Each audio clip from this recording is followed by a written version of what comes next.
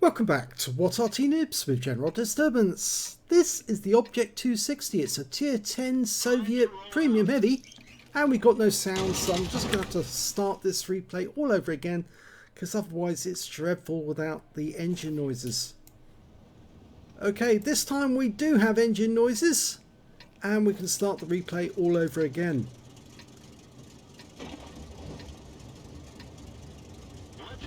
Okay, the game is on Empire's border, and the name of the commander is RNG's Toxis. The Object 260 is a reward tank that you can get for completing the 4th set of personal missions, the long-awaited backup, and so it is free, but you have to complete an awful lot of personal missions to get there first. 15 in each class, so that's a lot of missions to complete. And 4 sets. It's basically, the Object 260 was the original name that was actually given to the IS-7 project, but of course they did actually produce the IS-7, which is in the game. You can see a lot of similarities between the two vehicles. The Object 260's got a slightly taller turret and it's slightly less rounded, I think, in certain areas, and it's more flat, like the Object, well, a bit like the cross between the Object 252 and the IS-6. They've both got very similar flat turrets. They've also got lousy gun depression, 6 degrees, and this vehicle's got a 122mm gun, which is capable of doing 440 alpha, and it will penetrate with the premium APCR. It'll go through 260mm of armour, and it's like no standard APCR, sorry, premium heat rounds will actually go through 340mm. That's right. Now the actual IS-7 actually had a 13cm gun, not a 122, so obviously Wargaming's taken that license to put the 122 on it, since it must have had that one during the design phase. It's also got a fairly long reload time. It is a big gun. 8.67 seconds is what RNG's Toxis has got, and he just got a hit from the 212. And that Char Future 4 is running away because he's had to reload. And we're now looking at the nasty end of the Strip 1030.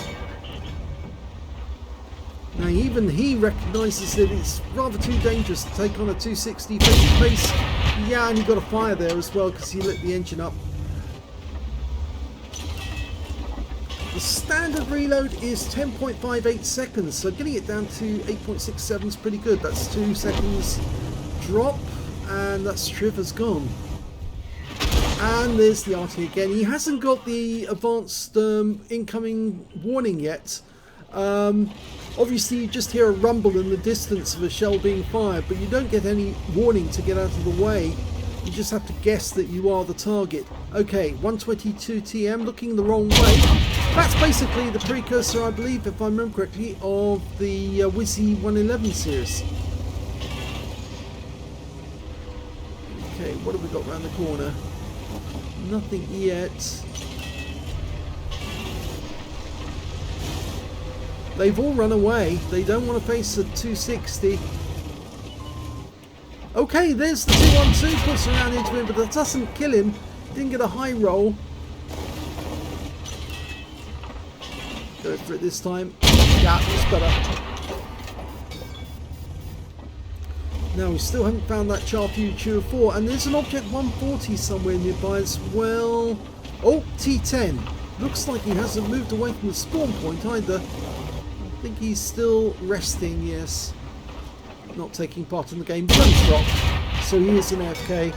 I think you can ignore him and actually focus on the live tanks, because I don't think he's going anywhere. Oh, well, he actually takes him out instead. Okay, he's using this little hump of earth quite creatively, because the turret is very tough on the 260. 336 low roll on the SU-130PM. But he hasn't got any HE rounds available. Oh, didn't get that one through on the Object 140. And the 140 is firing heat ammo at him. Doesn't get that one in either. The Char Future would make a much meatier target. He's very thin on his armour, but he knows we're looking at him. SU-130PM takes a high roll for 447. Oh, that's the SU-130 as well. Goes for the top of the turret. Take another hit from a 212.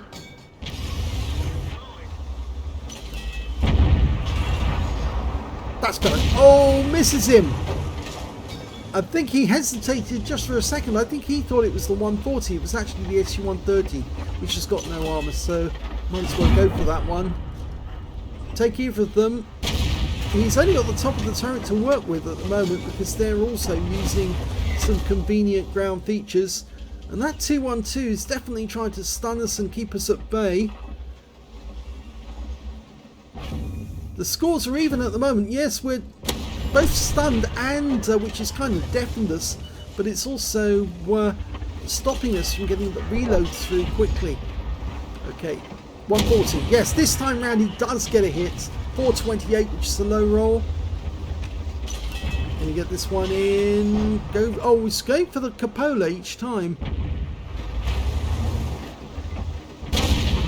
Now that was more out of anger than anything else because he just couldn't get that char. Okay, now he can go after the 140, and there's not a lot that 140 can do except run away. Here you go, take that, you're out. He's back in the garage. And it's a high roll. This time it's the AMX CDC, the Shah de Chasseur, or Chasseur de Shah. And that was basically a TD with no armour, actually, the CDC originally. Oh, now he got a bit of bad gun depression lift there. The terrain lift, rather, more than anything. Going for the SU-130PM. He pumps it in, gets a high roll. He can ram that guy and do enough damage to kill him, and he does, but he takes a shot from the enemy defender, which is basically very similar to the 260, and I think you can see that now. The turret is slightly flatter, but the shape of the body is virtually the same. There's only 2 enemies left now, and they're both on the other side of the battlefield.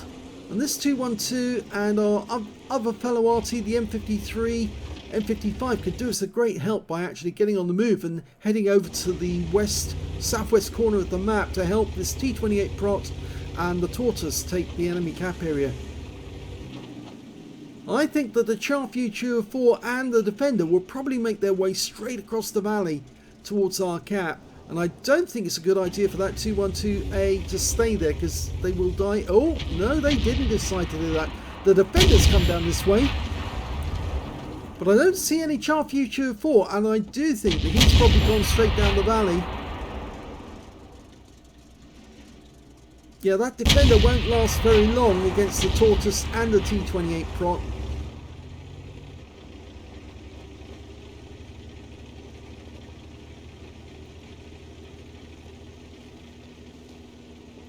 I would not be surprised to see that he's actually run away. I think you can see on the list as well that RNG as Toxis managed to get 6 kills during that game in all that confusion. The SU-130PM that he ran right at the end was his 6th kill, so he's got a top gun. And the Char Future 4 went down the valley and had actually come up through the gap, and he's now shooting into the rear of the Tortoise, which is kind of distracting him. The Defenders decided to go all the way around as well to follow the Char. And the M53, M55 is coming up this valley towards the cap. They've kind of left the 212A alone, and I think he suddenly realised that it's not a good idea to be at that cap alone. And if he doesn't get a move on soon, he's probably going to be meeting the Defender very shortly.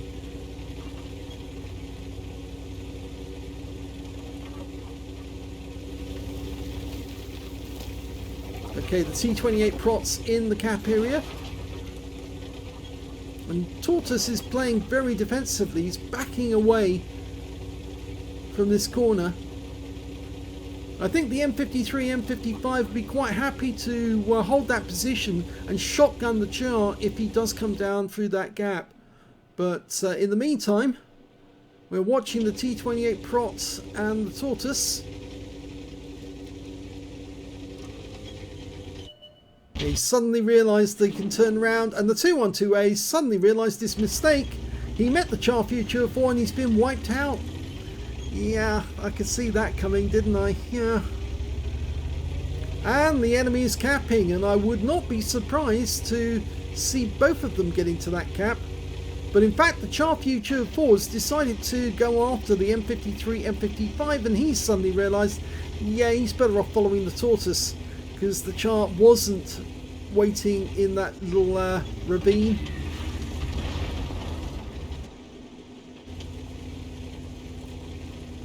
Okay, if we get 3 in the cap, it's going to be over very, very quickly. M53, M55's quickly following up. Yes, it's going to be over momentarily. The other guys can't do a thing about it now. That's it. It's all over.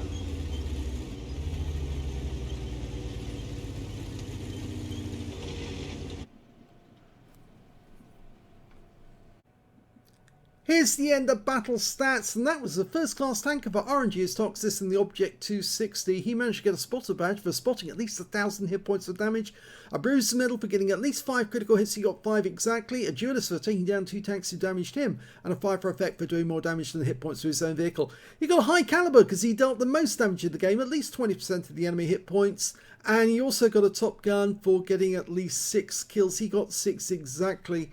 Unfortunately, he was trying to take on too many tanks at the same time, and that Object 140 was just being a bit of a pain, as well as the Char Future 4. Let's have a look at the team score. Well, 6,411 hit points of damage is a huge amount for a 260. Well, I suppose for some players it's an ordinary amount, but that's pretty good for top gun, high caliber. The second highest damage was the Object 277 on the enemy team with 4,109, and the third highest damage was that Char Future 4, 3,047. When it came to kills, it was definitely RNG's Toxis with 6 kills. 3 kills went to the Type 61 and also to the Char Future 4, the Object 277 on the enemy team, and 2 kills went to the Object 252 Defender and the SU-130 PM. When it came to base XP, it's RNG's Toxis again. He's got the highest in all 3 columns, 1,268, which is not enough for an ace tanker. 828 went to the Wizzy 1201 GFT, and 796 went to the Type 61. He fired 23 rounds, got 18 direct hits and 16 penetrations, damage of 6,411 hit points, of which 396 were at more than 300 meters. He received 13 hits from the enemy, only 3 of which actually penetrated, 8 non-penetrations, but it was the 4 splashes that really hurt him the most, because the Arty just kept on pummeling him and he kept on hemorrhaging hit points to them. 2,710 hit points of damage blocked by armor. 2 enemy vehicles spotted, 10 enemy vehicles damaged, 6 killed, and 2,020 hit points of spotting assist. On a premium count, he earned 60,513 credits from the game, got 27,231 from battle payments, and 30,000 for completing a mission, a total of 148,001 credit altogether. But he did fire a fair amount of premium ammo, the heat ammo, as a consequence of which he actually made a small loss of 11,027 credits. He earned 1,268 XP, times 2 for the first victory, 95 for this being a premium vehicle. You get less XP from this kind of premium vehicle because it's a reward vehicle rather than one you pay for, and 3,899 experience points altogether. So a fairly reasonable game in the Object 260. I have the feeling that he was victimised, not only because he was the one who was actually making most of the going at the cap area, but also because he was pushing to try and kill quite a few tanks at the same time. So he was pushing that situation, and that's why he lost so many hit points, why he got hit so much. But you notice how tough that turret was. They were having difficulty trying to pen him, but he was having no difficulty penning them when they exposed themselves. It's just a pity that he had to expose himself too much to the enemy, got hit by the Arty, and then finally, when he went too far, they managed to get around into his side to finish him off. There you go. Can't have everything, but it was a good game. I hope you enjoyed that replay. If you did, please give this video a like. Do subscribe to our channel. Let other people know that our channel exists, and please do leave a comment down below because it feeds the algorithm. Oh, he wants back up in the movies. Oh, the precious movies. and thank you for watching.